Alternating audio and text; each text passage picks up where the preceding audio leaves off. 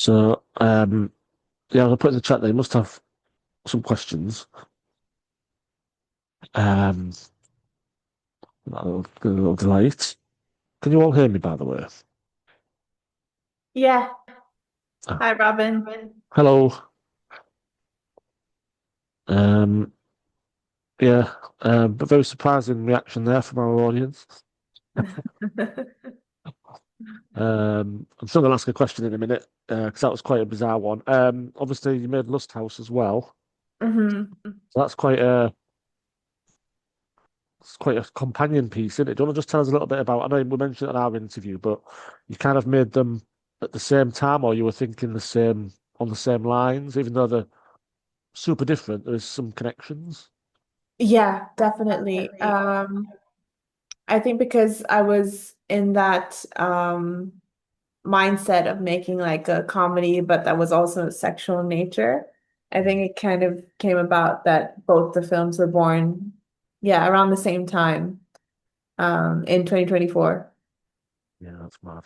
It's mad that you Yeah. made both of them. Yeah, one totally different locations, but yeah, similar kind of wackiness. Yeah. James asked, tell us about the reactions to this. Yeah, so I suppose the reactions to this, obviously at the moment we're all, when you think it's just a love story, then suddenly, and also like Lust House, you must have had some varying reactions to that as well. So just tell us about that, how have audiences reacted to your two films? Yeah, yeah, of course. Yeah, it was quite intense actually, because the people would go into it not expecting the ending. And even with this one, like the premise itself is like surprising to yeah, people. It was showcased at the London. Thank you, Hannah. This MidRiff was showcased at the London Indian Film Festival on the biggest screen at the BFI Center Wow. at South Bank. And it's like, I think it's one of the biggest screens in London and like full packed house and just hearing the reactions of people, like the gasps of surprise or yeah, the laughter is just, it was amazing. It was the best time.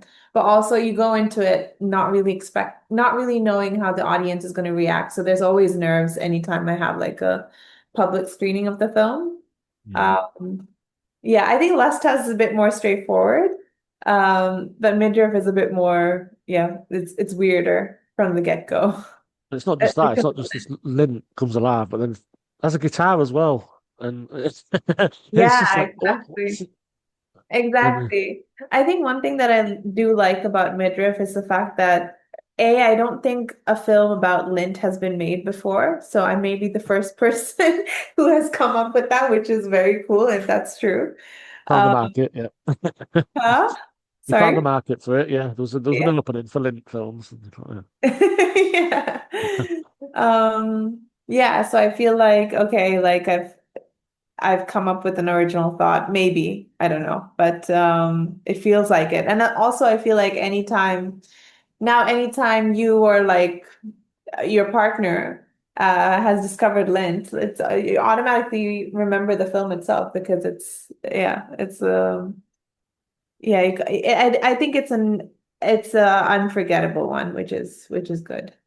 Yeah, Yeah. it is good. And did like the two actors that played the parts then when they read it, did you tell them what was coming, or did you say like this is how did you like pitch this film to a cast without, or did you give it away, or did you just think I read this and tell them and then watch them read it?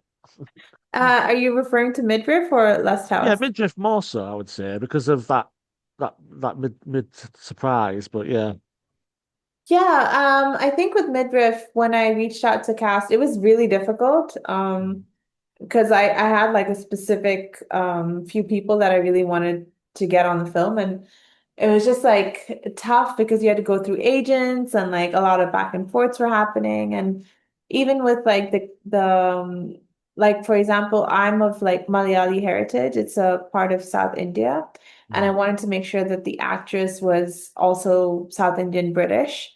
And there's only like a handful of South Indian British actresses in the UK. Like most of them are North Indian. So either like Punjabi British or Gujarati British. So I was trying to like look at this very small pool of people And like when we did reach out to it, they thought that it was like when they read the script, they didn't think it was an actual film. So initially they ignored our email, and then we had to email us a couple of times to actually like tell them we're legit and we actually want to do this. So it was not easy by any means. No. And I suppose like Hannah's mentioned, I love the setting, characters, and story around Lusthouse was shot. Yeah, Hmm. so did you shoot that in Korea, you said, didn't you? Yeah, I did. Yeah. I got the wonderful opportunity to go abroad and shoot this film. And it was produced by Chanel and the Busan International Film Festival. Mm. So I had a strong support system all throughout the process because obviously I don't speak the language. So we had like a Korean translator, and even the actors didn't really speak English all that much. We would use like Google Translate to discuss the script, and we would have multiple rehearsals where I would have to use Google Translate to tell the actress like, oh, don't say this in an angry way, say this in Mm. a calmer way. And it was a lot. It was another intense process, I would say. But yeah, I had a great time, and I can't wait to like go back there and shoot more things. I just love K-dramas and like Korean films and Korean media in general, so like hopefully I get the opportunity to do more stuff. Yeah. Yeah, So yeah. the yeah, Lusthouse, that setting, did you know that setting and think I want to do it there, or did you write it and then look for where to like a nice, beautiful lighthouse port district? Yeah, so I wrote it first, but obviously I knew that thank you, Shema. Mhm. I knew that I wanted to well, I knew that we were going to shoot in Busan, which is a port city. Mm. So I kind of thought about the ocean and like, oh, just like things that are phallic at the ocean, lighthouses are. So I was just like, oh, it would be interesting to set like this um film of uh like desire from a young woman against like the backdrop of the sea and like just kind of, and as I was doing my research into Busan, I discovered like there are quite several famous lighthouses. There's even like a twin lighthouse situation where you have like the lighthouses facing each other, and I was like, oh, there could be a story here, but they were very strict about like, oh, you could only shoot in one location. So I picked the one lighthouse. But if you look closely, you can see in the backdrop like the other lighthouse in the distance, which I thought was a cute touch. Yeah. Um, so yeah, yeah. And also there was like a typhoon planned. I mean, sorry, a typhoon was heading to that region around the time that we were going to shoot. So it was up in the air whether I was even going to be able to shoot it by the lighthouse. But I'm glad that the weather was with me on that day. Yeah. I mean, Yeah. both films, like I said, are so different, but so there's definitely a certain quirky style. Is that something going forward you're going to be doing more of? These sort of short films where this kind of makes the audience go, "Oh, well, that's refreshing and that's fun." And is that kind of where you're going to go, or do you have another type of film you'd like to make? I do love the horror genre. I love horror films, but I've never actually tackled making one myself. So I think that would be next. And I think horror and comedy are like, I know they seem very polar opposites, but they actually sit in similar spaces where I think if you're not successful in conveying to the audience what you want them to feel, it can like fall flat in both horror and comedy. And so it's like high stakes but high rewards kind of situation, I would say. But yes, I do love rom-coms, and I love obviously comedy. I love animation. So I will continue to do those genres, but I do want to explore horror next. Um, yeah. Yeah, do you think your Yeah. style would lend so well to a horror? Yeah, I think if you did a horror, it would be um, there would be funny parts to it, and it'd be intentionally funny. And sometimes comedy horrors can be more scary because you don't know if you're supposed to laugh or jump next. Or uh, Yeah. Thank you, Hannah. I think Hannah likes Lust House. I've got a feeling. Yeah, thank you so much. Yeah, I just hope I can continue to make more stuff like that. And in regards to like horror comedies, I think Jordan Peele would be a good yeah, comedy horrors. it Yeah. like he would be a good inspiration, I would say. Like his films are both scary and funny. Um, I thought Sinners was great as well. Like there were Yeah. Yeah. good moments of humor alongside the horror. And the singing was like, oh, so good. Amazing stuff. Oh, yeah. I mean, that scene, well, the famous scene where it just goes all the eras of music. Yeah, I've never seen anything like that in right? film. I It's don't know so how he good. shot that, but Yeah. Yeah, I don't know either. I need to look into it, but I feel like I need a rewatch of that film. I wish it was still in the cinema. yeah, I saw it in the cinema. Yeah, it's great. I almost missed the end credits. There's a scene in the credits, isn't there? I didn't know Did you this. know? No. Oh, there. Yeah, there's this. Oh, it's not a spoiler, but in the credits it goes. It finishes with him as a musician. It goes into without spoiling it, a different scene.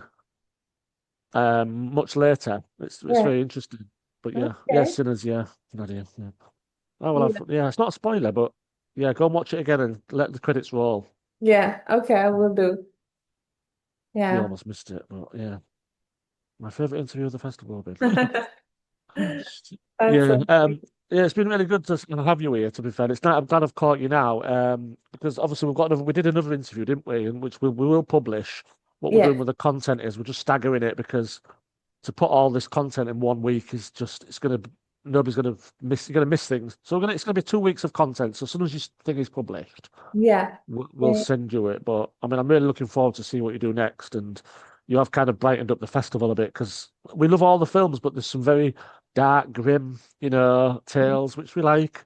Mm. Yours was a lot more refreshing. I think it was nice that we had it on the last day as well. That one, just to so we can all lighten up a bit. But yeah, Was it, congratulations on both films. thank you so much. Was it well received in the earlier screening as well? Yeah, we've been a bit quiet today, but yeah, it's been like surprising. They've surprised them, and people really love Lusthouse as well. I do Yeah. remember that, not just Hannah. But yeah, that was well. I think it's because we didn't expect it. I mean, I did because I've seen it, but I think when you go into these films and there's a lot of different stories, dramas, and Yeah. this year, there's not a lot of animations have been submitted, so we've not had Yeah. animation to look forward to. And yours is kind of close to that in a way. I mean, you've got a little animated limb, Yes, that's so true. That's true. it sort of makes people sit up a bit when they're a little bit. Some of the films are a bit too dark, and then you suddenly watch your films and you're like, oh, That's good. so. What would you say, Robin, is your personal favorite from the two? Just so I'm just out of curiosity, what do you think is a better film? I think Lust House is the better of the two. Okay. Um, but I think the way you make this one we've just watched, I think it does feel like it's slightly smaller and more surreal.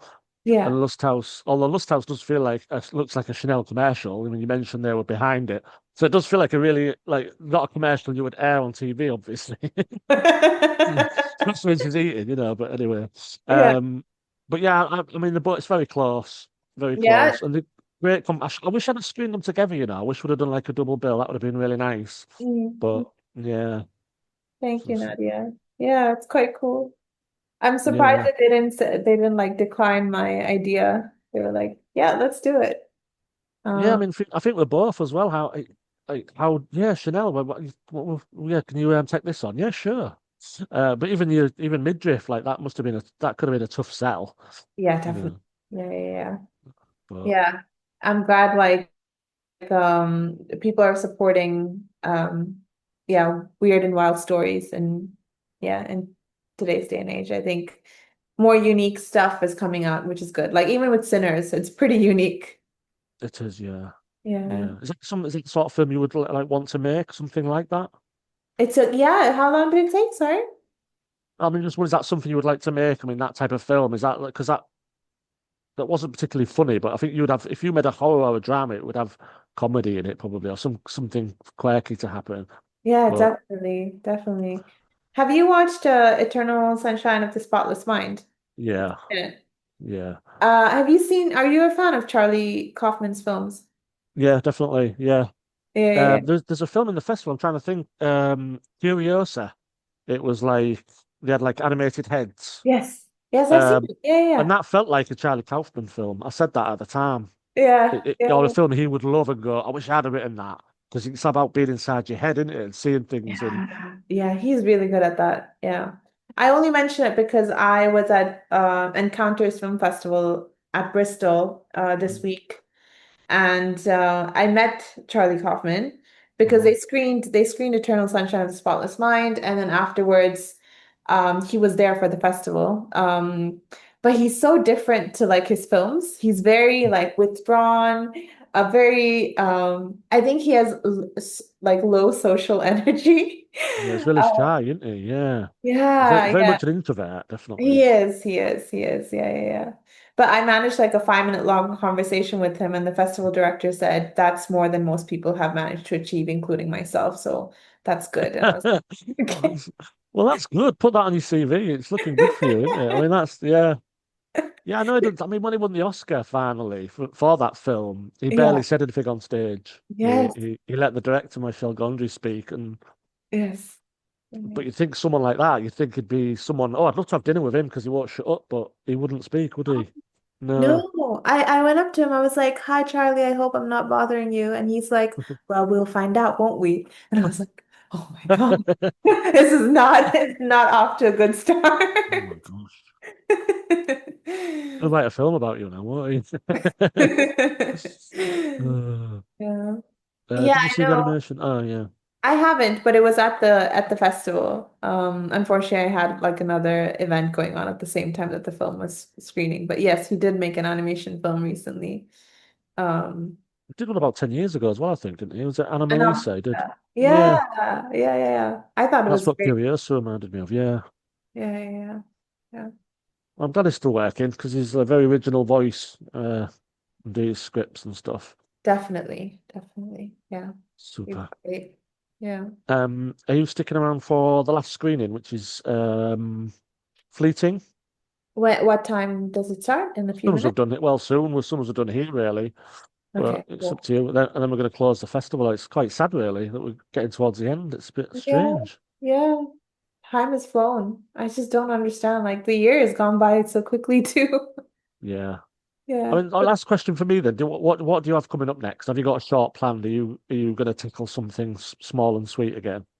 Yes, yeah, I'm doing a short with the BFI. It's funded by the Made of Truth documentary fund at the BFI. Mhm. And it's basically about spousal abuse. So it's a heavy topic Yeah. based on a yeah, on a woman who had undergone that while she was in the UK, and yeah, without getting too much into it. And then the other one that I'm working on is an animated climate fiction film. So it's made in partnership with Climate Spring, Loki Films, TKFX. These are three like production companies in the UK, and in collaboration with BFI writers, BFI Network and BBC writers. So it's got like a lot of backing, and the support's been really great. And it'll come out in February, and we're hoping to submit it to Annecy Film Festival, which is one of the biggest film festivals in the world, and hopefully we get it. Yeah, one of my goals has been to get into Annecy, and I haven't yet. And Mhm. it's been where I'm gonna keep pushing for it. So hopefully, Well, hopefully you'll join us next year again. So yes, with whatever you have, that'd be yeah, nice. I'd Definitely. love that. Thank you for Well, putting this on. I'm sure it's no easy feat. It's yeah. it's in theory it's easy. It's been the 10 days where I've not really stopped, literally not stopped. So tomorrow I go back to work, do my regular life, and it's going to be a bit of a culture clash shock thing. I don't think I'm going to be very talkative with my colleagues. But we'll see. But yeah, I mean, it's great. I've been planning it since April, so this has been probably the biggest project I've ever done in my life, if I'm Wow. honest. The amount of work and all the team as well have been. I couldn't have done it without. If any of them dropped out, I would have. It would have been a failure. So Oh, wow, you that's so know, yeah, yeah. That's lovely to yeah. hear.